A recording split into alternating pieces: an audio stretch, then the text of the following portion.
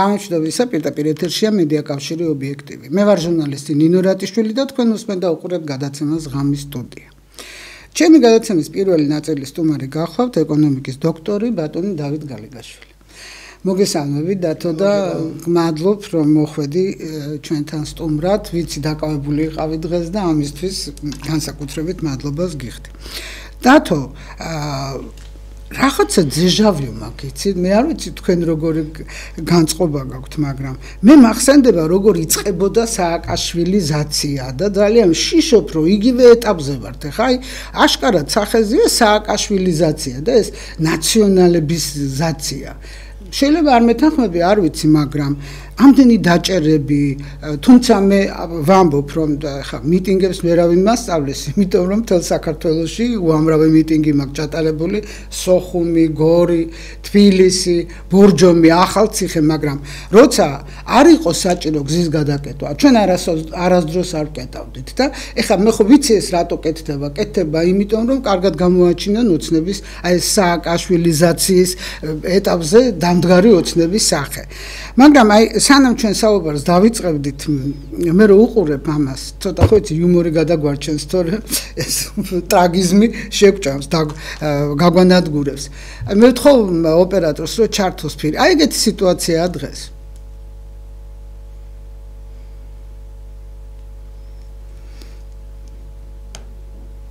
რა ხდება?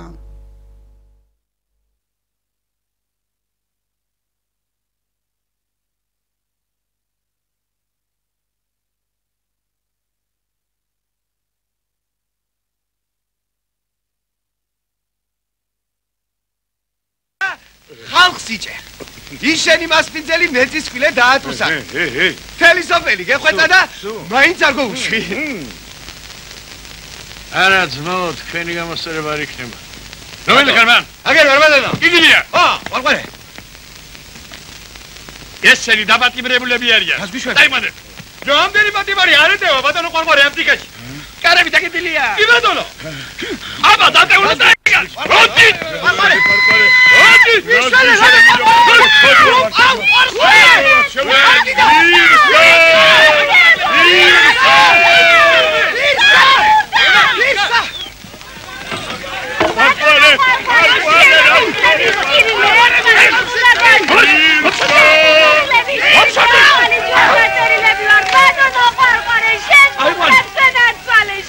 ახალი ჯვარდაწილები არიან?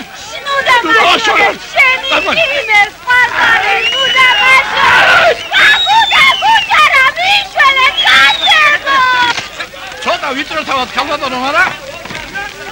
ახალ სატუსაღოს ვაშენებ და დაგიუნჯობესებ მდგომარეობა.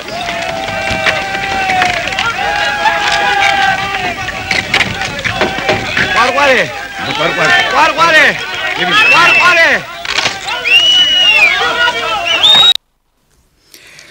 რა სიზოთ, მე ეგეთი შთაბეჭდილება მრჩება და ძალიან ნაცნობია, გადატვირთულია ყველა ასე ვთქვათ სპეციალური საპატიმროები და ხანფოთში მიყავთ და მართლა რაღაცა ეს ყვარყვარისეული სიტუაცია მეთანხმები თუ არა. დასაწყის გავს. ხო, აი სააკაშვილიზაციის დასაწყის გავს. ბევრს ახსენებს უკვე იმ დასაწყის მომენტებს, როდესაც გადააჭარბეს ზღვარს და წინა ხელისუფლებამ უბრალოდ ძალიან ბევრი ოჯახი გაამწარა და გააუბედურა, რომელსაც ეს ხალხი არ იმსახურებდა. რა იყო მიზეზი? მიზეზი მთავარი, გარდა პოლიტიკური შემთხვევებისა, იქ პოლიტიკური ნიშანი იყო, იქ იყო კიდევ მართლა დანაშაულიც იყო, მაგრამ ეს პოლიტიკური ნიშნით შეიძლება 1% ყოფილიყო, 2% ყოფილიყო 300,000 კაციდან. იყო შეიძლება კრიმინალური ელემენტებიც იყო და რაღაც დიდი ნაწილში გამოსწორდა კიდეც, მაგრამ ნახევარზე მეტი ფულის მოსატანად იყო დაჭერილი. იმიტომ რომ ფული მოვეტანათ. ეხლა თქვენ დეჟავიუზე ერთ საკითხს ასე დავსვავ რა. ამ შემთხვევაში აი სანამ აპატე და თუ გაწყვეტინებ დიდი ბოდიში, უბრალოდ რისი თქვა მინდა, იცით? ამან შეყოლიება იცის რა. როცა უკვე შენ აი ესე იჭერდა, თან თავს გაჭერინებენ, ხო უნდა მიხვდე რომ ამას სპეციალურად აკეთებენ, რომ მოკიდო ხელი და წაიყვანო, ხო? აი მე ამან ჩაყოლა იცის, იცის ნამდვილად იცის. და ეს ისეთი ხიბლია, რომ თან 13 წელი როცა ხარ რა ხელისუფლებაში და პრეტენზია რო გაქვს, რომ მთელი საქართველოს მხარს გიჭერს. და მე გადახვალ, აი თავის დაუნებურად შეიძლება გადახვიდე აი იმ სააკაშვილიზაციას. ყოველ შემთხვევაში მე სააკაშვილიზაციის წინა პერიოდს ხედავდა, არ ვიცი, ჩემი აზრი ესეთია. ასეთ კითხვას დავსვავ. იმ ხალხის წინაშე და მიმართ, ვინც მხარს უჭერს წინა ხელისუფლებას და ეს ხალხი ცოტა არ არის. ჩვენ ამ ადამიანებს შევხედავთ, რომ ვიღაცა მოისყიდა, შეიძლება იქიდან მართლა 12% მოსყიდული იყოს არასამთავრობო ორგანიზაციის საფარქვეში, მაგალითად, მაგრამ ბევრი ადამიანი, განათლებული ადამიანი, გონიერი ადამიანი, რატომღაც მაინც მხარს უჭერს წინა ხელისუფლებას და ეს ორმა საპარლამენტო არჩევნებმა აჩვენა, რომელიც ჩატარდა. 800,000 კაცი, 900,000 კაცი, ხმას რომ ისცემს ამ პატარა სახელმწიფოში, ეს ცოტა არ არის. გონიერი რამდენად იცით რა არის? არ მე ვიტყვი, ამას ბევრი ახსნა შეიძლება ქონდეს, მე ვლაპარაკობ ადამიანებს, ვისაც ვიცნობ მე, გონიერი ხალხია ყველანაირად და ამ შემთხვევაში მაინც მხარს უჭერენ, გამიგეთ, ამის თქვა მინდა რა. და ადრეც უჭერდნენ ხარს აი ამ მე ერთ კითხვას დავსვავ, სულ ყველას მათო ჩამოვთვალი ახლა ესე. მე ყველას დავუსვავ ასეთ კითხვას და ნაციონალურ მოძრაობასაც დავუსვავ ამ კითხვას. როდესაც 200,000 კაცი დაჭერილი იყო იმიტომ, ავლაპარაკობ 100,000-ზე და კიდევ 1000-ზე, რომელიც პოლიტიკური იყო, დავანებოთ ახლა თავი მაგას. კრიმინალიც იყო და პოლიტიკურიც იყო. მე მათზე არ ვსაუბრობ. ვინც დაიჭირეს იმიტომ, რომ იმათ გაეყიდათ რაც კი რაიმე ქონდა და ფული მოიტანათ. კი ბატონო. აი ეს ფული რაც შეგროვდა. სად წავიდა? გეტყვით ახლა სადაც წავიდა. ეს ფული რომელიც შეგროვდა. ის აღემატება მილიონებს, 1 მილიარდს მაინც გადააჭარბა. აი ეს 1 მილიარდი და უფრო მეტი, რომელიც მათ ასე შეაგროვეს, უდრის ხარჯებს, რომელიც გაიწია 4 შუშის ნაგებობაზე. ეს არის პარლამენტი ქუთაისში, სადაც ბაყაყები დაგიყინებენ გარშემო. ეს არის პრეზიდენტის სასახლე, რომელიც უკვე 8 წელია თუ 7 წელი თუ რამდენი აღარ ვიცი, ცარიელია და ტყუილად გამოდგა გაშენებულია. ეს არის ეგრეთ წოდებული ქვევრები რიყეზე, რომელიც არც მოუხდა და არც საჭირო იყო და არ ფუნქციონირებს, შეიძლება ჩამოიშალოს ეს შუშები დაეფრხნას თავზე იქაურობას რაც კი რამე არის და ეს არის კიდევ ხიდი. მე ვლაპარაკობ პატარ-პატარა ამ შუშის შენობებზე. ესე იგი ნახეთ რა არის. 4 ნაგებობა რაც დაჯდა, ის უდრის 200,000 გატყავებული ქართველის ოჯახიდან ამოღებულ თანხას. ღირდა ამას ვეკითხები. არა, ნამდვილად არ ღირდა მათ, რაში უღირდა ამ 4 შენობის აშენება წინა ხელისუფლებას, ან მათ მხარდაჭერებს იმისთვის, რომ ეს ქართველი ოჯახები გაემწარებინათ, გააყიდინეს ყველაფერი. არა, თუმცა ამ თანხიდან ბევრ ჯიბეში წიდებდნენ და პირადი სარგებლობის გამო ბიუჯეტს ანადგურებდნენ. მაგასთან თავი დავანებოთ, ხალბატონინო, მე ხლა კი არ ვამბობ, რაც ამოვიდა, მაინც და მაინც იქცავიდა. მე თანაფარდობაში გაჩვენებ, რომ რაც დაჯდა, ამას უდრიდა და ღირდა 4 უსარგებლო ნაგებობის მშენებლობა 200,000 კაცის განაცხენებად და ის 200,000 კაცი აღარ იქნებოდა ეგრე ვარ მომხდარიყო. შეიძლება მაგათ არჩევნებში მოეგოთ კიდეც. რატომ შეიძლება მოეგოთ იცით? იმიტომ რომ ოცნება, რასაც თქვენ ბრძანეთ დეჟავუზე, ბევრი რამეში აგრძელებს წინა ხელისუფლების თითქმის ყველაფერში აგრძელებს. დავით, ახლა რაც შეეხება პოლიტიკურს და კრიმინალურს, საერთოდ სამართლიანობა მაშინ არის, როდესაც ჩვენ კრიმინალს ექცევი სამართლიანად და მის უფლებებს არ არღვევ. კრიმინალის უფლებებს რო არ ღვევდა, ჩვენ ვიცით ხო, რომ დახრეტილ ადამიანებზე რას გვაწოდებდნენ არა, რომ აი ეს კრიმინალები არიან. კრიმინალს რომ ასე დახრეტა, ვინ მოგცემ არა, რისით ხანდა, მე უკვე შენ უდანაშაულ ადამიანსაც ესევე მოექცევი. ნუ ეს ჩემი მოგონილი არ არის რა. ისტორია და კიდევ აი პოლიტიკური ნახეთ მე ხლა ყველა მიცის რომ ლელოს ის არ ვარ რა ქვია მეხოტბე და მამუკა ხაზარაძის და ბადრი ჯაფარიძის ნამდვილად არ ვარ პირიქით და სერიოზული პრეტენზიები მაქვს მაგრამ ნახეთ აი როგორი კანონია ესე იგი უცხო სამშობლოს საკუთარი ქვეყნის წინააღმდეგ უცხო ქვეყნებთან ურთიერთობა, რასაც მე იყენებ, შენ ესე იგი გადასცემ ინფორმაციას, ეს არის ძალიან პოლიტიკური მუხლი და ეს შეიძლება ყველა აი 30 ნოემბერს პატრიოტთა ალიანსი დაგეგმა უკვე აქცია ამ მიწებთან დაკავშირებით, რაზე ჩვენ აუცილებლად ვისაუბრებთ ალაბარის 6 მილიარდი მაქვს ხედულობაში და იქ შეიძლება ეს მუხლი წაგიყენო ანუ ეს არის ძალიან პოლიტიკური მუხლი და კიდევ ერთი რამ მაინტერესებს. ნახეთ, ოცნება აცხადებს, რომ პირველ 4 წელიწადზე ის არ არის პასუხისმგებელი. მოიცა ხა როგორ თუ რო გამოვალ მე და შენი წინააღმდეგი ვარ და შენ მე ამ მუხლს წამიყენებ. მაშინ შენ რატო არ გეხება ეს მუხლი, როდესაც ამბობ რომ ზეწოლას ვერ გაუძელი და დისკრიმინაციული, ანტიდისკრიმინაციული კანონი და კოჰაბიტაცია იმიტომ შემოვტო. მაშინ შენ რატო არ აგებ პასუხს? არის თუ არა ეს აი ზომიერი კითხვა. ვერ გავიგე ხა რომ მიცხადებ რომ 4 წელიწადი იმ 4 წელიწადზე მე პასუხისმგებელი არა ვარ. მოიცა შენ არა და მაშინ ჩვენ რომლებიც აუცილებლად გავაპროტესტებთ თქვენ 13 წელი ხელისუფლებაში ყოფნას ჩვენ რატო ვართ მაშინ და რატო უნდა მოგვაკერო მაშინ ეს მუხლი. აი იცი როგორ სიტუაციაში ვცხოვრობთ რომ მართლა სააკაშვილიზაცია კი არ იწყება, დაიწყო უკვე. ეს ძალიან საშიში პოლიტიკური მუხლია. რომელსაც შეიძლება ვერავინ გადაურჩეთ. ჩვენ კი მზად ვართ ბრძოლისთვის და იცის კარგად ამ ხელისუფლებამ, რომ ეს ჩვენ შეგვიძლია, მაგრამ ჩვენ ვერ დაგვაბრალებ გზის გადაკეთვას, ხო? ჩვენ იდეურად უნდა შემოგვიტიო და ეს სწორედ ეს მუხლი გაძლევს საშუალებას, რომ ყველა უკმაყოფილო ადამიანს წაუყენო ეს მუხლი. რა სიტყვით თქვენ? არის თუ არა ეს საშიში ტენდენცია საქართველოსთვის, ჩვენთვის და მათთვისაც, იმიტომ რომ მათ არიციან მე ამას გადაყვებიან და შეეწირებიან. ამ გემოვნებას ტენდენცია უარყოფითია ცალსახად, იმიტომ რომ არც ერთი 4 წლეული კი არა. ნებისმიერი დღე ყველაფერზე პასუხისმგებელი არის ხელისუფლება. რა ვიცი, არაო და ამ შემთხვევაში იმ კორუფციაზე ვინ არის პასუხისმგებელი? აბა რა ვიცი, აბა. აბა რა შეიძლება ხელისუფლება არაფერზე პასუხისმგებელი არის. რა ვიცი, და პასუხისმგებელი გასაკარც კი ვიცით, ვინც კი ვინმე იყო ხელისუფლებაში აღმოჩნდნენ ყველა კორუმპირებული პროკურატურის ძიების ქვეშ. აი ესეც მე ამიტომ ნახეთ ის იგივე ლილუაშვილი რომელიც ახლობლები დაიჭირეს და ის არსად არ ჩანს. ხო არ არის აქაც რაღაცა პოლიტიკური ვიდრე სისხლის ამართლის. მე აქაც პოლიტიკურ მიზეზს ვეძებ ვიდრე სისხლის ამართლებრივ მიზეზს. ზოგადად ქართველებს დამოუკიდებლობის ეპოქაში დიდი ზვიად გამსახურდიას ხელისუფლებიდან ჩამოშორების შემდეგ გვჩვევია რომ დიდი საკითხია თუ პატარა საკითხია, სულ რომ არაპოლიტიკური იყოს, ბოლოს მაინც პოლიტიკურში გადადის. ასე რომ ეს ხელისუფლება არათუ დაზღვეული არა, ის აუცილებლად გადაიზრდება პოლიტიკურში. იმიტომ რომ მოდი ესეთი სურათი გავშალოთ ქალბატონო ნინო. როდესაც შარშან ნოემბერ-დეკემბერში დაიწყო გამოსვლები და იყენებდნენ ამ პეტარდებს და რაღაცებს და ისროდნენ. ეს აშინელება იყო, მაშინ რომ დააკავებ ადამიანებს, თან მაინც და მაინც ბევრს არა. ამას საზოგადოება გაიგებს და მე იმასაც რო ხო, არა, ამ შემთხვევაში საზოგადოება გაიგებს. მაგრამ როდესაც შენ ახალგაზრდა თაობას, რომლებიც არ არიან ვალდებულები, რომ ესმოდეთ გეოპოლიტიკა. გეოპოლიტიკა ტრამპს არ ესმის და გერმანიის კანცლერს არ ესმის დაწოდა. ამ ახალგაზრდებმა რაც 30 წლის განმავლობაში ვასწავლეთ, რომ ეს ცუდია და ეს კარგია, ეს ცუდია და ეს კარგია. ისინი ასე რას ვასწავლეთ და რაც ისწავლეს, ისე მოქმედებენ ეს ადამიანები. არ უნდათ რომ მოხდეს ის, რაც გონიათ რომ ხდება.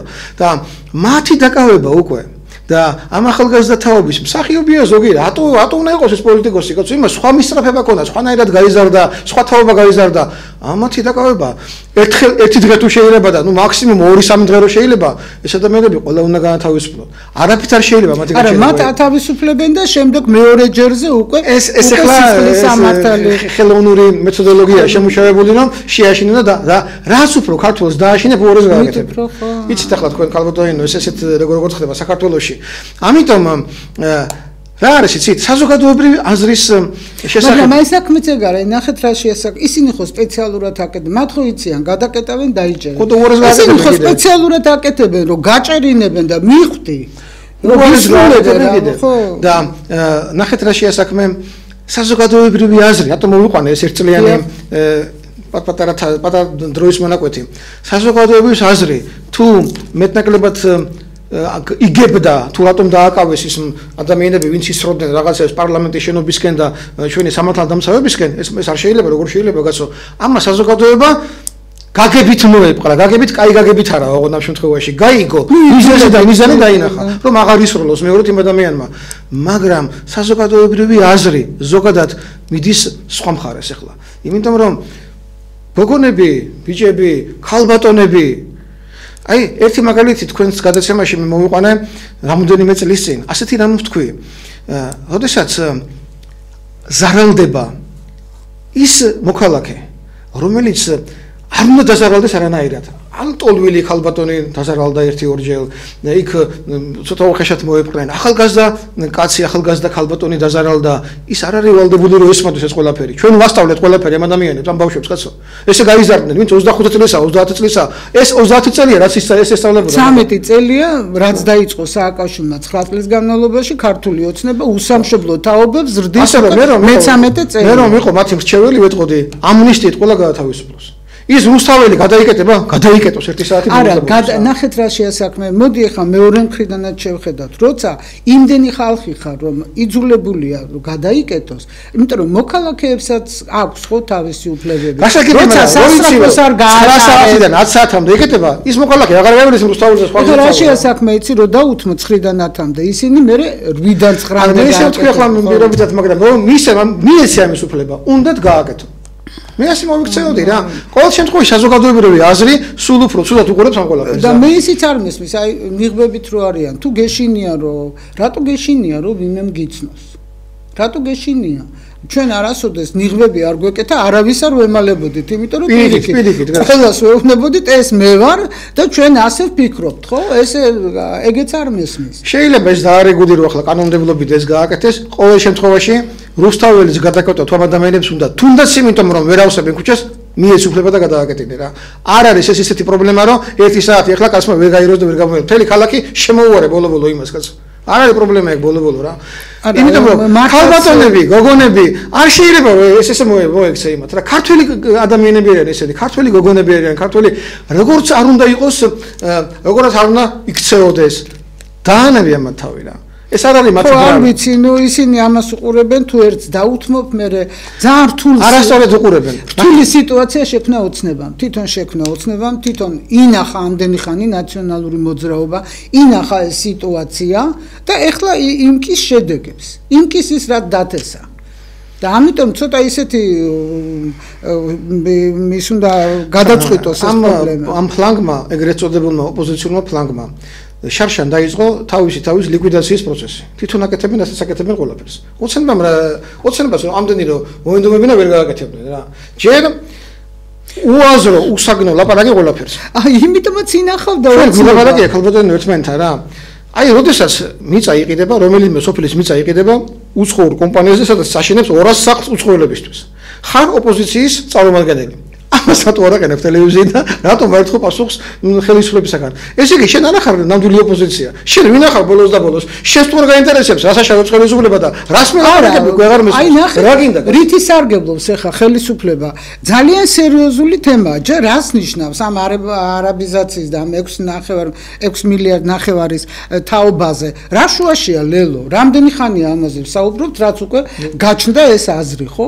და თუნდაც ლელომის ამიტომ მე რა გავჩუნდა და აღარ ვილაპარაკო? არ გავაპროტესტო? მოქვს ნებისმიერ ოპოზიციურ პარტიასთან. მათ გადაწყვეტეს რომ არ შევათ პარლამენტშიო. 60 ხმა მოიპოვეს, 70 ხმა მოიპოვეს. ამ ხელა ძალა გაქვს. ვის შეცდომა იყო რომ არ შეხვედით? თვითონ ამბობენ ახლა რომ შეცდომა დაუშვიდო. ერთი შეცდომა რომ დაუშვი, შენ პრაქტიკულად კარტ ბლანში მიეცი ხელისუფლებას. მაგრამ დავანებოთ ამას თავი. არც ერთი ოპოზიციურ ტელევიზია მე ამ შემთხვევაში გულისხმობს საპარლამენტო არჩევნებში ვინც გაიმარჯვა და გადავიდა იმათ ტელევიზიებზე ვლაპარაკობ. არც ერთი ტელევიზია არ ამბობს რატომ იყიდება მიწა უცხოელებზე. რისი ოპოზიცია რა ტელევიზია? რა მიზანი გამოძრაობს საერთოდ თქვენ? ვინ ახლა თქვენ საერთოდ? ხო და აი ქილიკი მიდის, ესენი ერთმანეთს ეძიძგილავებიან და ძალიან ბევრი პრობლემა იფარება. და არ უნდა გადაიფაროს ის შეუძლეს ოპოზიცია არ არის. თვით ლიკვიდაციის რეჟიმში ჩაიყენეს თავისთავი და სურო საკონსტიტუციო სასამართლომ გადაწყვეტილება არც მიიღოს რომ გავაუქმოთ, უკვე გაუქმებულები არიან პრაქტიკულად რა. კარგით.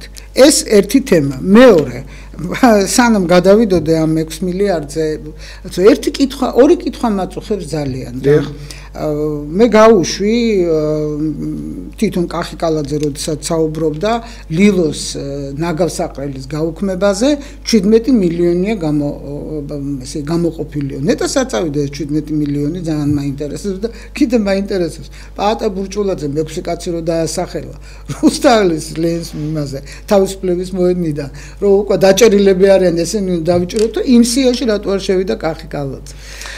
რატო ვამბობ იცით რომ აი ნახეთ როდესაც ჩვენ სხვას ედავები და სწორია, ყოველთვის ისე უნდა რომ კორუფცია არ კონდეს, მაგრამ მე უკვე ეჭვმეპარება რომ ეს ნამდვილად კორუფციაა თუ რაღაცა პოლიტიკური ნიშნის მოგების სიტუაციაა, რატომ იცით რომ ძალიან ბევრი რამ ჯერეთი ყველაფერზე ხელისუფლება იმიტომ ყავს რომ 4 წელიწადზე და 13 შემდეგ წლებზეც ხელისუფლება პასუხისმგებელი ვარ თუ არა მაგრამ ნამდვილად მასეა ხელისუფლება პასუხისმგებელი იმ კორუფციაზეც რომელიც საქართველოში იყო და არის და როდესაც ისინი შერჩევით ახდენენ არჩევენ მოკლედ ვის და როგორ გააკეთონ. მე ახლა არ ვიცნობ სიღრმისეულად იმ ვითარებას რომელიც ამა თუ იმ უწყებაშია მე წამოსული ვარ ხელისუფლებიდან 10 წელია იქ აღარ ვმუშაობ თუ ამდენიც არის 9 წელია ყოველ შემთხვევაში. მაგრამ ის რომ ჩვენ თვალწინ რაც ვითარდება და როგორც ვითარდება ადამიანებს იმათაც ახლა უკვე ვილაპარაკებ ხალხზე ვინც ოცნებას მისახმა უკვე მილიონასეთაზე ვილაპარაკებ რა ის ადამიანების გაოცებულები არის. ის ადამიანების გაოცებულები არიან იმიტომ რომ ჩვენ გიჭერთ მხარს მე ჩემთვის აღგვერდს ხომ შემთხვევაში ხო ის ხალხი ვინც უჭერს მხარს მე ამბიცია ხმა ოცნებისთვის არც მე არასოდეს არ მივიცი ოცნებისთვის ხმა არც მაგას დავმალავ მე ხმა მივიცი დათო ჭეჭინაძეს რომელიც ყველაზე კარგად იცნობს ეკონომიკას და ვაჟკაცურად უდევდა ყველას და ყველაფერს რაც ეკონომიკაში ერდებოდა მე იმ კაც მივეცი ხმა ამ შემთხვევაში ახლა ისე არ გამომივიდეს რომ მე პოლიტიკოსობდა ხან იქით ავარ და ხან აქეთ ვისაც მივეცი ხმა ის დავასახელე რომ იმეს კითხვა არ გაუჩნდეს ჩემთან მაგრამ ხელისუფლებასთან ხელისუფლებას თორსა ამხელა შესაძლებლობები გააჩნია 13 წელია ხელისუფლებაში ხარ ოპოზიციამ თვითგანადგურების რეჟიმზე გადაიყვანა თავისი თავი შემოსავალი შემოგდის ქვეყანაში მოულოდნელად რომელსაც არ ელოდებოდი იმიტომ შემოგივიდა იმაზე მეტი შემოსავალი ვიდრე ეს დაგეგმილი იყო თუნდაც 5 წლის წინ და შენ ამას თურმე რაში ფლანგავ და ხარჯავ თურმე რამდენი იკარგება 17 მილიონი კი არა 100 მილიონი აღმოჩნდა რომ განიავებულია არა მარტო იმ ხალხთან და იმ უწყებებს რომელიც დაასახელეს და გვაჩვენეს ხო? უნდა ყველა სახელმწიფო ორგანიზაცია იქნეს გამოკვლეული. როგორიც არის თქვა რკინიგზა მაგალითად, როგორიც არის არ ვიცი პოსტა, რკინიგზაში აეროპორტები, ყველაფერი რომელიც კი სახელმწიფოს ეკუთვნის. იმიტომ რომ სახელმწიფოს ხელში უკონტროლოდ დარჩენილი ქონება ფინანსები, ზოგადად ღირებულება ის იფლანგება აუცილებლად. იმას პატიოსნება არ არსებობს ამ შემთხვევაში. ყველა ადამიანს აუცილებლად ხელი კაცო გინდა არ გინდა როცა გაქვს საშუალება. ამიტომ ეს ყველაფერი ინსტიტუციურად ისია მოსაწყობი, რომ ვერავინ ვეღარ გააკეთოს, ისაც გააკეთა რა. და ჩვენ რას უყურებთ, ხალხი რას უყურებს, რომ არ არსებობს სფერო, სადაც არ არის კორუფცია და არ დიდ თანხებზე არ არის საუბარი. მაშინ როცა ადამიანებს წამლის ფული არ აქვთ, საკვების ფული არ აქვთ, ფასები იზრდება კატასტროფა, ორი ნაბიჯი არის ყველაზე იაფი სუპერმარკეტი, ხო? ყველაზე იაფი მაღაზია. კატასტროფულად ყოველდღიურად იზრდება ფასები. გუშინ სხვა ფასი იყო, დღეს სხვა ფასი. წამლებზე საშინელება ხდება და იმის მაგვირად რომ ამაზე იზრუნო, აი ნახეთ კიდე ჩვენი ბიუჯეტიდან რა შორს მივდივარ და რაზეა საუბარი და რატო არ მჯერა ამათ. მიხეილ სააკაშვილი, რომელიც დიდგულზეა და წერილებს იქიდან გვიგზავნის და ორ საქართველოზე საუბრობს, ის ვერ გადაუყვანიეთ ციხეში. ამდენი ხანია და ჩვენი ფულით მე რავალდებული ვარ რომ ანდა ნებისმიერი მოქალაქე რომ მიხეილ სააკაშვილი შეინახოს და მშვენივრად არის მიხეილ სააკაშვილი იქ ციხეში რატო არ უნდა იყოს ახლა კიდე ახალი მუხლი ხო რა მნიშვნელობა აქვს რა საუყენებ ციხეში არ გადაგყავს და არ შეგიძლია რომ გადაიყვანო ქალბატონო ნინა თქვენ ბრძანეთ რა ხდება ჩვენთან ეკონომიკაში და ფასებზე ქვეყნის მოსახლეობის 3/4 ამომრჩევლების 3/4 და მათი ოჯახები ისინი პრაქტიკულად აქამდე თუ იყო ფარული შიმშილობა ანუ ჩვენს მიერ ნაკედი პურიდან დაწყებული ხორცით გაგრძელებული და ყველაფერი თუ კი რაიმე გვიყიდია იყო კალორია მოკლებული და დაკლებული უხარისხოზე მე ისთქვამდა ნახეთ მაგრამ 5 წლის უკან 8 წლის უკან კიდევ შეიძლებოდა რომ მხოლოდ ფარული შიმშილობის დონეზე ყოფილიყავი ჩვენ ფარული შიმშილობა ეს გრძელდება უმოწყალოდ საქართველოში ბოლო 20 წელიწადია განსაკუთრებით მაგრამ ფარული შიმშილობა ნიშნავს იმას რომ შენ რო გონია რომ საჭმელი მიირთვი და აღარ გშია შენ განიცდი შენი ორგანიზმი განიცდის დეფიციტს იმას რასაც უნდა იღებდე შენ კალორიები რომელიც იღებ და ეს არ ჩანს დღეს უკვე ჩვენ მივადექით ბოლო 2 წელიწადია მივადექით მომენტს, როცა მოსახლეობის 3/4 ფარული შიმშილობიდან გადადის შიმშილობის ეტაპზე. უკვე მართლაში ამ ადამიანებს. ისიც კი აღარ არის საკმარისი, რომ შიმშილის გზნობა მოუკლას, იმიტომ რომ თვიდან თვემდე ადამიანების უმრავლესობა ქალაქში და სოფელში, პენსიონერები და ის ვინც მუშაობს, ისინიც კი ხელფასი ქონდა 1500 ლარი და დღეს რომ ამბობენ 2000 ლარი გაუხდაო, ის 2000 ლარი აღარ უდრის თუნდაც იმ 1000 რომელიც კაც ქონდა 7 წლის უკან. ვეღარ ყიდულობ ვეღარაფერს პრაქტიკულად. ეხლა საუბარია სამარცხვინოდ პენსიების 20 ლარით მომატებაზე. 45 და აუცილებლად ამას მოყვება კიდე კატასტროფული გაძვირება წამლების და პროდუქტების. ახლა რატო გავაგრძელეთ თქვენი ეს საკითხი დასმული ძალიან ზუსტად, აი წამლებთან და საკვებთან დაკავშირებით. ქვეყნის ეკონომიკაში სულ რომ არ იყოს კორუფცია ქალბატონო, დაუშვათ ახლა ეს დაშვება გავაკეთე. არ არსებობს კორუფცია, ყველანი მუშაობენ როგორც ნორმალურად მუშაობენ რა. ეკონომიკური პოლიტიკა არის იმდენად დამანგრეველი და იმდენად შეცდომაში შემყვანი ხელისუფლებისას და მით უმეტეს კიდევ მოსახლეობისა, როცა გვეუბნებიან რომ ჩვენ გვაქვს მაღალი ზრდა ეკონომიკის, ამით ჯობი ვართ ევროპის ყველა ქვეყანას. არა და ცარიელი მოცურებია. არა და სიცარიელია. ეს ყველაფერი არის როგორ გითხრათ, გამოგონილი ზრდა არის რეალურად. აი რას ნიშნავს? ნომინალურად ზრდა არსებობს, მაგრამ როგორც კი მიხვალ კონკრეტულ საკითხთან, დაინახავ რომ არაფერი არ იზრდება. და ამის მაგალითია სტატისტიკის სამსახურის მიერ გამოქვეყნებული ერთ-ერთი კვარტალის მაჩვენებლები. აღმოჩნდა, რომ საქართველოში მოიკლო მშენებლობის დარგმა 2%-ით ერთ-ერთ კვარტალზე ლაპარაკი წლევანდელზე თუ ავსდები მეორე კვარტალზე ახლა რო არ შემეშალოს. სოფლის მეურნეობის წარმოება მოიკლო 3%-ით. ეს ისედაც რა წარმოება გვაქვს სოფლის მეურნეობაში კიდე ის რომ მოიკლებს. კიდევ ბევრგან სხვაგან მოკლება, მაგრამ ზრდასად გვაქვს, ზრდა ჩვენ გვაქვს IT მიმართულებით. ეს არის კომპიუტერული ტექნოლოგიები, საპროგრამო უზრუნველყოფა ამაში. რატომ? იმიტომ რომ ის ხალხი, ვინც საქართველოში ჩამოვიდა, რელოკანტები რომ ქვიათ, ზოგი რუსია, ზოგი უკრაინელია, ზოგი ბელორუსია, ზოგი ყაზახია და აქ მოეწონა ცხოვრება და ისინი სხვაგან მუშაობენ, ამათ მიერ მიღებული ზრდა 23%-ია. ეს აბალანსებს რეალურად იმ კლებას, რომელიც ჩვენ რეალურ ეკონომიკაში გაგვაჩნია. იზრდება მსუბუქი მანქანების რეექსპორტი, უბრალოდ ექსპორტს უზახიან ესენი ამას გეგონება ჩვენი აშენებული იყოს მანქანამშენებლობის ქარხანა და იქ იყოს გამოშვებული ეს მანქანები 2.5 მილიარდი დოლარია. ეს მართლა ზრდა არის, ეს რეალური ზრდა არის და საშუალო თანხებიც 100 მილიონი ლარი შეიძლება საქართველოში რჩებოდეს კიდეც. განაცუდია, მაგრამ ეს ყველაფერი არ არის ეკონომიკის დარგი. რატომ არ არის? იმიტომ რომ ეს მოვლენა გამოიწვია ომმა რუსეთსა და უკრაინაში. და ვინაიდან იქ მანქანები ვეღარ შედის სხვა ქვეყნებიდან, ამიტომ გამოინახა გზა საქართველოს გავლეთ, იქ ყირგიზეთია ჩართული და კიდევ ვიღაცები არიან ჩართულები, რაღაცნაირად ეს მანქანები მაინც საქართველოსთან გადიან რუსეთში და ბელორუსიაში მაგალითად. მაგრამ ეს რომ დამთავრდეს ომი ერთ წელიწადში, 2 წელიწადში ხო დამთავრდება ბოლო ის ომი არა?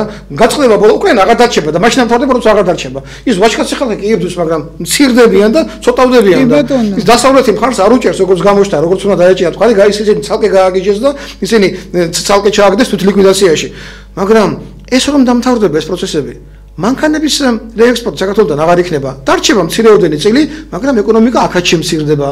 ჩვენ რეალურ ეკონომიკაში ზრდა არ გვაქვს და რატომ მომყევი ეს ყველაფერი? მოვდივარ უკვე იმ საკითხთან, რომელიც თქვენ გადაცემის დასაწყისში ბრძანეთ. ამას ხელისუფლებაც ნელ-ნელა ხედავს და ხვდება. და იმიტომაც არიან ასეთი მონდომებულები და უწოდებენ ინვესტიციას იმ 6.5 მილიარდ დოლარს, რომელიც ახლა არაბეთიდან გაიგვაჩნია. აი, ეხლა რაც შეეხება ბატონ ალაბარს, ხო, თუ არ ვცდები, ესეა მისი გვარი. ნახეთ, მე უსმინე ინტერვიუს და ვეღარ მოვასწარე, რომ დამონტაჟებინა და მინდა რომ გაუშვა და ნახოს ჩემო მაყურებელმა და მსმენელმაც მოისმინოს. ადამიანი ამბობს აღთილად, ღიად, რომ მე აქ ჩამოვიყვან, ჩვენ ხალხს, ისინი ცოლშვილით ჩამოვლენ, ზოგი აქ იცხოვრებს, დასახლდება, ზოგი დაისვენებს. ანუ რისი თქმა მინდა, ლაპარაკია თბილისში მეგაქალაქი და გონიო ერთობეწო გონიოში, სადაც უფლის მოციქული წმინდა მატათაა, ხო, დაკრძალული, იქ მეგაქალაქი და თან როგორი მეგაქალაქი ხა მე ხშირად ვამბობ ხოლმე რომ ჩინეთთან დაპირის დაუშვათ, ჩინეთმა ბომბი როგორ სროლოს არ არის საჭირო 3-4 სოფელი ჩამოიყვანოს და დამთავრებულია ჩვენი ამბავი, ხო? იგივე სიტუაცია, ბატონო დავით, არ ვიცი, თქვენ თუ ეს ჩემთვის ძალიან მნიშვნელოვანია და ნუ აუხირდებით რა ხელისუფლება გონიოს ნუ აუხირდებით წმინდა მატატას თქვენთვის ვამბობ ამას აჭარლებს ნუ აუხირდებიან მე აქედან დავიწყებ პოლიტიკური ისლამი რომელიც შეინიშნება აჭარაში აი დღეს მამუკარეშიძეც უნდა მყოლოდა გადაცემაში და შეუძლოთ არის ვერ მოვიდა აუცილებლად ვისაუბრებ მასთან ამ თემაზე ნახეთ აი გონიოში და თბილისში აი ეს შემოგარენი თბილისის ხომ არის თუ არა საშიშროება თუ მე მეჩვენება და ეხლა ვფიქრობ მე მრჩება შთაბეჭდილება რომ ჩემ წინაპრებას უტყუილა დაღვარეს სისხლი ესე იგი საშიშროება ძალიან დიდია და ამას დაფიქრება ჭირდება დღეიდანვე პირველივე დღიდან იმ კაცმა ბიზნესმენმა კაცმა არაბმა კაცმა პირდაპირ ბრძანა რა გეგმები გააჩნია კი ბატონო ის ყველაფერი ჩათვალეთ რომ ისი არ მოხდება როგორც მან ბრძანა უარესად მოხდება კიდევ 40% ქართველი იქ ვერაფერს ვერ იყიდეს. თუ ახლა იმას გულისხმობს რომ 1/13 საქართველოს მთავრობის არის და ეს იმას ნიშნავს რომ აშენებული კვადრატული მეტრების 1/13 საქართველოს მთავრობის იქნება და ის მაგალითად თუ გონება გაუნათდათ და მრავალშვილიან ოჯახებს აჩუქეს ან მისცეს 50 წლიანი უპროცენტო განვადებით შეიძლება რაღაც ნაწილი ქართველმა დააკმაყოფილოს. $5,000 არავინ არ გადაერთის ქართველი მაგათ დასახლებაში. ჯერ ერთი და მეორეც ეგეთი დაუშვათ ჩვენ მყავს ესეთი ხელისუფლება რომელიც იქ ცხოვრება ძალიან ძვირი იქნება. ძვირი არის ცხოვრებ იქ კაცო. ვერ მქონდეს ამდენი თანხა. რატო უნდა გადავიხადო კვადრატულ მეტრში $5,000? რატო უნდა ვიცხოვრო ჩემ გარშემო არაბები რო ცხოვრობენ იმ ხალხთან სადაც მეჩეთი იქნება და იმათი გალობა იქნება და იმათი აღსარებლობა იქნება ყველგან მოდებული. წავალ კერძოს აღსავაშენებ ამ თანხით საქართველოს ნებისმიერ სამართალში. აი ამაში არის საქმე და რა გველოდება და რატო გვეუბნებიან იცით როგორ დაგცინიან მოკლედ რომ ჩვენ არაფერი არ გვესმის ახლა და არც ეკონომიკის და არც რასისულელია და რა არაბიზა როგორ რა არაბიზა თქვენ თონს თქვით ხო იქ მეჩეთი იქ აბა რომ მოინდომის ადამიანი აქ რომ მოინდომის ლოცვას უფლებას არ მისცემთ აი მე მახსენდება სხვათა შორის როცა ბათუმში იყო მოლა როდესაც და ბატონ ასლანა დაიბარა და უთხრა ასლანაბაში ჩვენ რო ქართველებიო რო ვგალობთო ჩვენს ტაძრებში თქვენო ხელს გიშლითო არაო აბა მაშინ თქვენ რატო გიშლითო ჩვენ ხელს ხო ესე იყო რა ესე იყო კი ჩვენი გალობა ხო არ გაწუხეთ და მიდით შედით და იმის მერე შეწყდა ბათუმში სანამ ასლანაბაშიძე იყო აი იმის მერე მე უკვე ბათუმში რისკი ძალიან დიდია ქალბატონენო მე მაინტერესებს ხო აი მე მოგახსენებთ ასეთნაირად რომ არ გამოგვივიდეს წინსწრების საუბარი ცოტა უკან გადავიწიოთ და ვილაპარაკოთ ენერგეტიკაზე რომელიც ეკონომიკის სამინისტროს განკარგულებაშია ეს დარგი ენერგეტიკაში 13 წლის განმავლობაში ხელისუფლებამ ვერ შეძლო ნენსკრა დაიწყო და გაიჭერა ის ნენსკრას ჰესის მშენებლობა იქ რა აღარ ჩაატარეს იმ ხეობაში და ბოლო-ბოლო გაჩერებულია იქ მილიარდი უნდა დახარჯულიყო თუ არ ვცდები სამხრეთ კორეული კომპანია უნდა იყო თუ არ იყო თუ როგორც იყო გაჩერებულია ხუდონ ჰესი რომელიც ჩვენ უნდა აგვეშენებინა იმას ვერც ვიწყებთ და ვერ ვაშენებთ ეს ნამანხან ჰესი რომელიც იყო ამაზე მინდა ყურადღება გავამახვილო თქვენი ეკონომიკის სამინისტრომ ხელშეკრულება რომ გააფორმა ნამახვან ჰესთან და ყველა გაგვახარა ბჭყალებში რომ შემოდის ასევე $100 მილიონ ინვესტიცია თურქული კომპანიის მიერ იდება აქ თანხა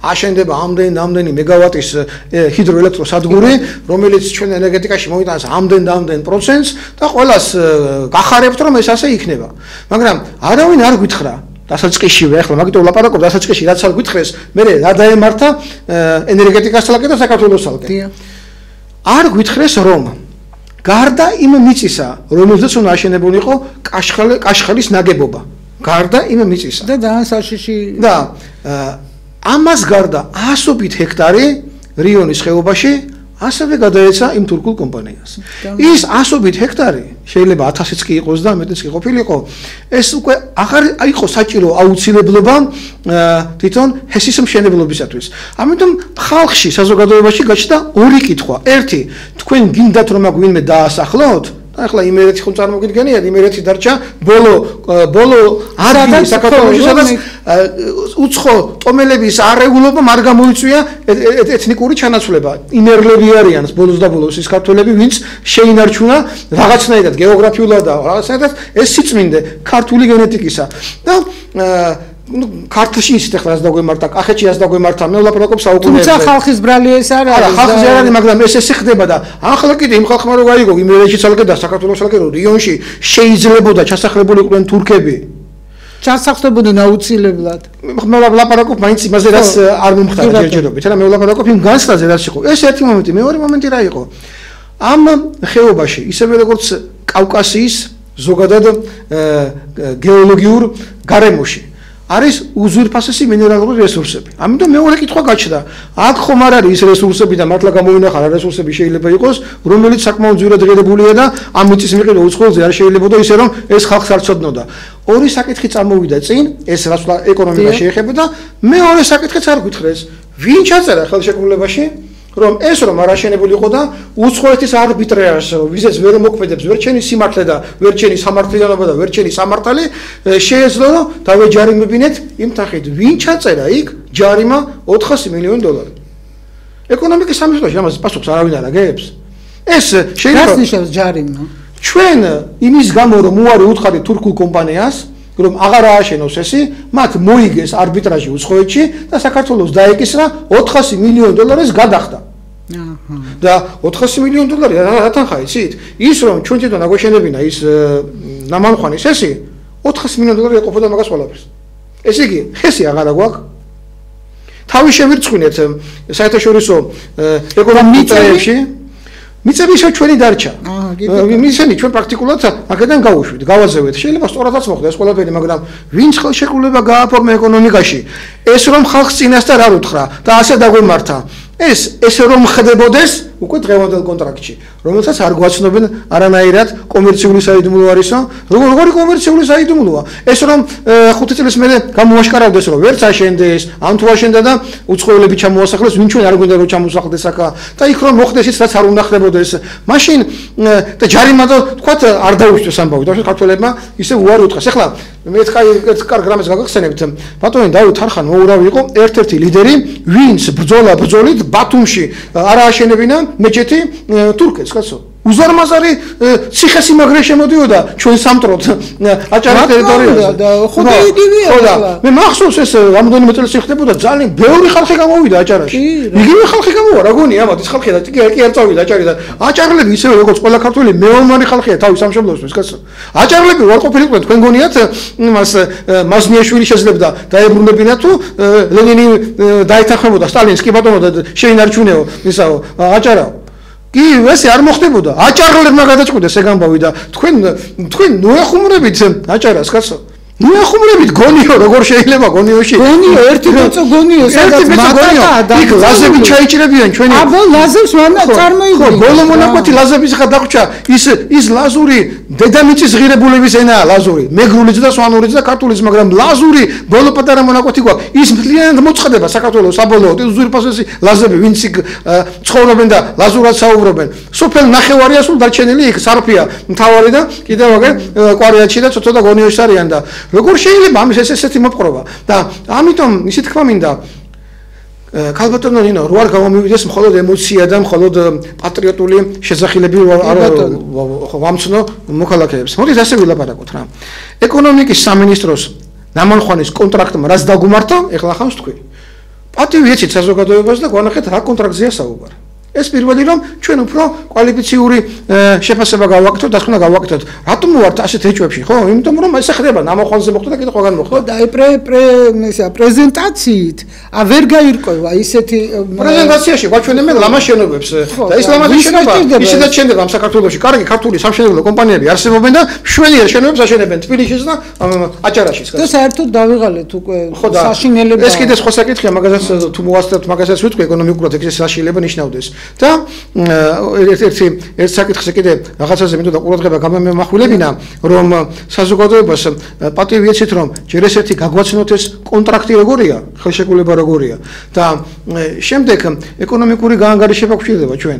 გაგაგებით, ნახეთ, როდესაც შენ მიწოდებას უფრო მეტად მეცაწოდე პროდუქტს ვიდრე ის უკვე მოთხოვნას ჭირდება და უფრო მეც და მეცაწოდე, მაშინ ის აღარ იყიდება ეს პროდუქცია და ნელ-ნელა ქართულ სამშენებლო კომპანიებს შეიძლება უკვე ოდნავ უჭირდეთ აშენებული კორპუსებიდან, ან ასაშენებელი კორპუსებიდან იმის გაყიდვა, რაც უკვე ააშენეს. და იქაც ვინ არის მყიდველი? ის ქართველები, რომლებსაც აქვს. კიდევ მეორე საკითხი.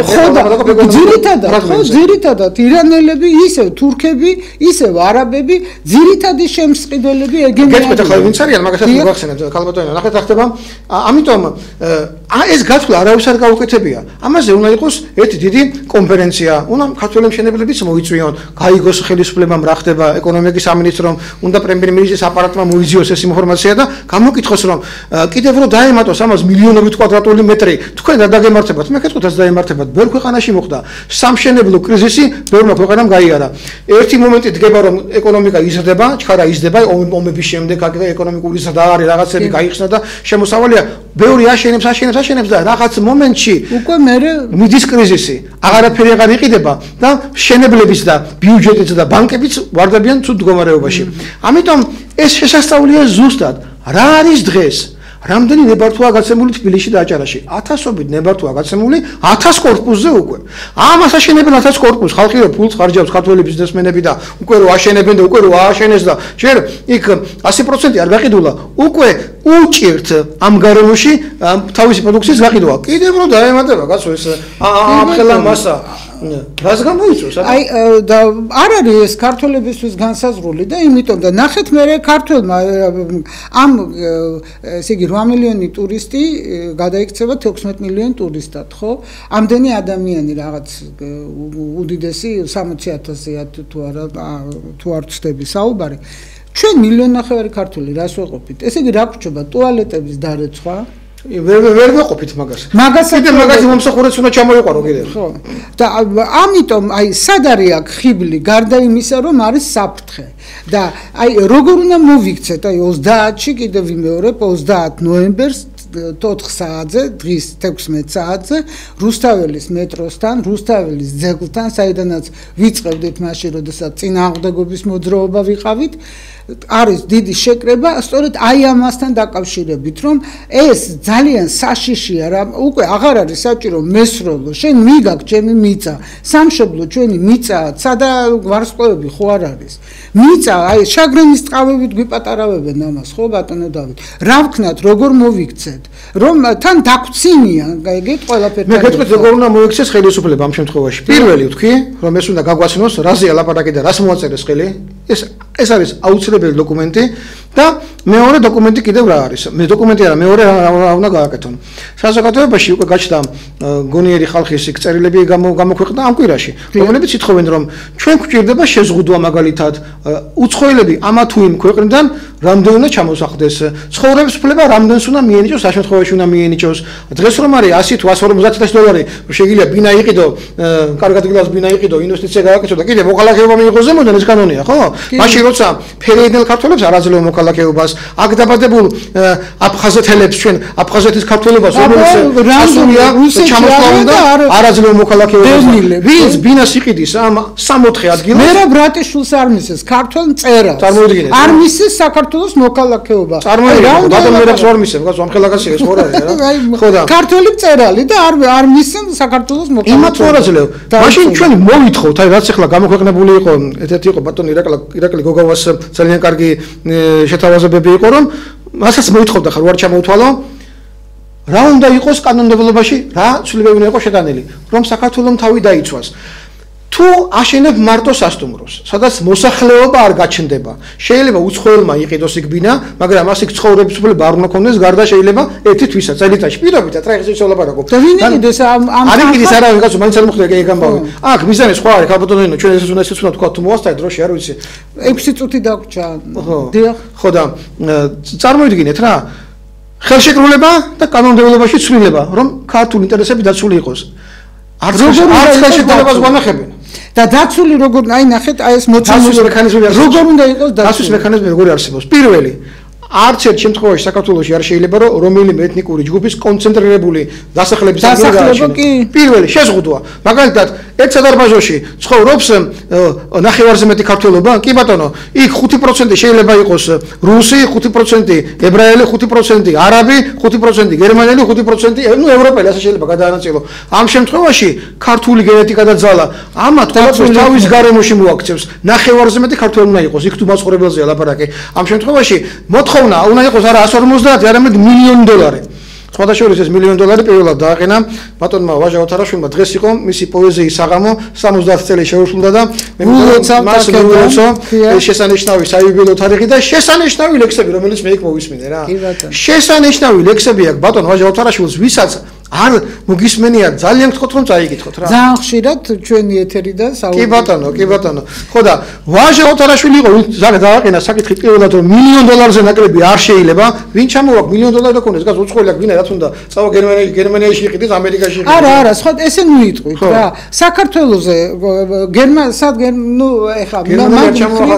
არა საცხოვრებლად არა მაგრამ ნახეთ იმას რასაც თუ სასტუმროს ააშენებენ და იქნება სასტუმრო მაგალითად რა არა უკაცნა თქვა რომ არა და ილაპარაკობ ვილაპარაკობ რა შემთხვევაში დაეთანხმება ქართული საზოგადოების ნაწილი მაინც რომ ამ შემთხვევაში კი ბატონო ააშენო ხო და რა უნდა ვქნათ აი ამ მოცემულობაში კონცენტრირებული ცხოვრების უფლება არავის არ უნდა ქონდეს არც რუსს არც არაბს არც არავის საერთოდ გარდა იმ ხალხისა ვინც საქართველოში ცხოვრობს ამის უფლება შეიძლება ქონდეს სომეხს აზერბაიჯანელს რომლებიც გენეტიკიდან ამ ქვეყანაში რამოდენიმე ვინც აქ ცხოვრობს რა თქმა უნდა ვინც აქ ცხოვრობს და არა ჩამოსული სერიოზული აი ნახეთ მე აი ჩამოსული არაბები ძალიან ძნელია თქვენ ახლა თქვით ქართული ასიმილაცია იმათ ასიმილაცია ვერ მოხდება არ ექცა პირიქით ისინი ცდილობენ რომ აქ 5%-ზე მეტი არ შეიძლება არაბმა იყიდოს ერთ იმაში ერთ ადგილას ბინა იყიდონ $1,000,000 ოღონდ იყოს მათი საერთო რაოდენობა მთლიან ხოთ ერთ კორპუსში ხო უნდა იყოს 5%-ზე ნაკლები მაშინ მოვაქცევთ კიდეც არაბების მოქცევა აბოთვილელი არაბი იყო და სახელოვანი მართლმადიდებელი წმინდანი აბოთვილელი მართლმადიდებელი იყო და ეხა პოლიტიკური ისლამი გადმოვიღოთ მართლმადიდებლობას არა პრობლემა არა ეს ძართული იქნება მაგას ვამბობ რომ კონცენტრაციის შემთხვევაში შეუძლებელია თითოეულ ადამიანთან შესაძლებელია თუმცა იცით რა არის აი ისევ ხელისუფლებას და სახელმწიფოს პრობლემაა ეხლა ჩვენ ვიცით ხო ამ მაღაზიებში ორი ნაბიჯი სპარი ქსუ არის აი ძირითადად მარნეულიდან ჩამოყვანილი ახალგაზრდები. არავინ არ იცის, არც ქართული, არც რუსული. ქართული არ იციან. ჩვენი ძვირფასი მოქალაქეები არიან. სომხების და აზერბაიჯანელების. ჩვენი სიმდიდრეა და რატო არ ასწავლიან ამ ადამიანებს ქართულს? აი პანკისელი ისე გელაპარაკება, პირველად რომ ჩავედი პანკიში, ცნებლები მომდიოდა ისეთი ქართული აქვს. და გადასარევი ქართულით საუბრობენ. ესე იგი, იმათი ბრალი კი არ არის. ესენი ხელისუფლების ბრალია ქართული ცოდნა და არ ასწავლიან ესენი. ქართულებს აღარ ასწავლიან ქართულზე, იმათ ასწავლიან. და იმათაც არჩევითა გაქვს ქართული არ ვიცი რა.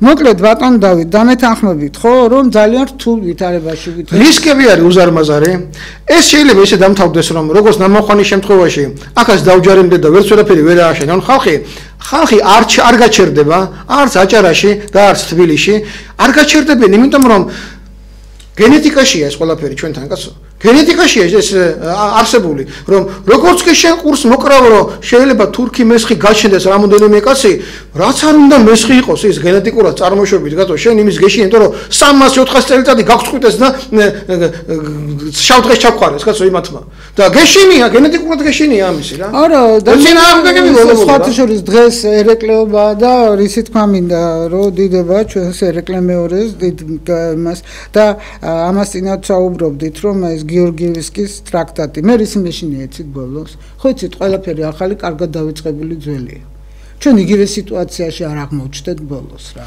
რა სიტუაციაც იყო მაშინ და რამაც განაპირობა ეს აი ამ ნაბიჯზე წასულიყო ერეკლე მაგით მივდივართ თორე ოსმალეთიდან ქონდა მას მეორე ტრაქტატი სადაც მარადიულმა ის პირდებოდნენ მაშინ ჩვენ მან აირჩია ჩვენ ამ მდგომარეობით ნახეთ როგორ არის ეხლა მე არ ვიდერო ცალსახად უარყოფითად ვილაპარაკო ზოგადად ხელისუფლებაზე მე ამ შემთხვევაში პატარა მომენტებიც მინდა რომ შევაფასო გარკვეულწილად დადებითად რაზე ლაპარაკი როცა შენ ებრძვი და ამას ნელ-ნელა სისტემური ხასიათი ეძლევა ნარკოტიკების გავრცელებას ეს მე მომწონს ოღონდ სისტემური გახდება თუ რა ჯერ ბოლომდე დარწმუნებული არ ვარ, შეიძლება მაინც დროებითი იყოს და ისევ შეიძლება ხელიდან დაგუჭირდებოდეს. შიში მაქვს, მაგრამ მე არ შეიძლება რომ არ შევაფასო დადებითად. ეს ერთი. მეორე, როცა ამბობ რომ განათლების რეფორმა გინდა და რაღაცა გინდა იქ გამოცვალო, ამას არ უნდა კონდეს მარტო პოლიტიკური შემადგენლობა. სამწუხაროდ მარტო პოლიტიკური აქვს, იმიტომ რომ არავინ არ ლაპარაკობს. ჯერჯერობით მარტო პოლიტიკურია. რას ასწავლიან ბავშვებს? შეიძლება რომ სხვადასხვა სახელმძღვანელოები საგნები არჩევით იყო. უნდა იყოს ზოგადი განათლების მიცემი, როგორც იყო ადრე საშუალო სკოლა. ჯერჯერობით მხოლოდ პოლიტიკურია, იმიტომ რომ ასე აპირებენ იმ ადამიანებს, ვინც იქ პროფესორია თუ მასწავლებელია თუ ვინც არის გულის მოგებას კი. მოგებას არა, იმათი ვინც ოპოზიციაში არიან, იმათ გაყრას იმ სამსახურებიდან. ეს მე პოლიტიკურად შევაფასე ამის გამო და ჯერჯერობით მხოლოდ ესე ჩანს და რას თქვენ ბრძანეთ ხალბატონ ნინო ის რაც ციგნებში წერია იმას არ გველაპარაკება არავინ შეადარეთ 80-იანი 70-იანი წლების 90-იანი წლების ნებისმიერი საგანი ნებისმიერი კლასში დარჩენილია მარტო 15-20-25% იმ ცოდნისა რომელიც მაშინ მეწოდებოდა ბავშვებს და რომელიც დღეს მეწოდება რა თქმა უნდა და მე ძალიან ვშიშობ აი დღევანდელ დღეს კარგი ელემენტები ჩანს მაგრამ სისტემური არ ჩანს არა არ ვიცი ელემენტებსაც ვერ ხედავ იმიტომ რომ აი ჯერჯერობით რაც ხდება ხო აი ეს ძალიან ცუდი ტენდენციაა და ეს ტენდენცია კორუფციის ბრძოლის ელემენტები ჩანს ეს საზოგადოებას ჯერჯერობით ყოველ შემთხვევაში უარყოფითად არ შეუფასებია რეფორმას ელოდებიან მაგრამ არ მუშაობენ ხალხთან გამოდით ველაპარაკეთ რა კორუფციასთანაც დაკავშირებით ახლა ღარიბაშვილთან დაკავშირებით მე დარწმუნებული ვარ რომ იქ უფრო პოლიტიკურია ვიდრე კორუფცია შეიძლება მე სხვა ვიცი ამიტომ ამაზე უნდა საზოგადოებას ელაზისაუბრო უნდა გააცნო უფრო მეტი ვიდრე მაგრამ აი ნახეთ უკვე ისე არიან გადაი 13 წელია როცა ხელისუფლებაში ხარ შენ გინდა არ გინდა იძირები რა შენივე ხელისუფლებაში და არ ესმით და რა ვქნა უნდა ას პატევისცენ ქართველობას ქართულ საზოგადოებას და უფრო მეტი ემუშაონ ყოველ კვირა თითოეული მინისტრი უნდა ხვდებოდეს საზოგადოების წევრებს სახალხო ტელევიზიის წინ კითხვები პასუხების გაცემა ყოველ კვირა თქვენ ნახეთ რამდენი ისწავლიან მინისტრები მე არ ვლაპარაკობ ოპოზიციასა შეხვდეს კაცო შეხვდნენ განათლებულ ცოდნე ქართველებს რომლებიც კიდევ არიან ცოცხლები დიდი მადლობა ბატონ დავით ალბათ ჩვენ ერთად მოგვიწევს ბრძოლა ამ მეგაქალაქების წინააღმდეგ და კიდევ ხშირად გვექნება ამაზე საუბარი და მე კიდევ ვიმეორებ 30-ში 30 ნოემბერს 4 საათზე დღის 4 საათზე 16 საათზე წარმატება უსურვოთ იმ ადამიანებს ვინც ამ ღონისძიებას უწევენ ორგანიზაციას კარგი იქნება თუ მოხვალთ და შემოგვიერთდებით შევეცდები დიდი მადლობა დავემშვიდობოთ ბატონ დავითს და მე მალე რეკლამის შემდეგ დაბრუნდები ეთერში ნახვამდის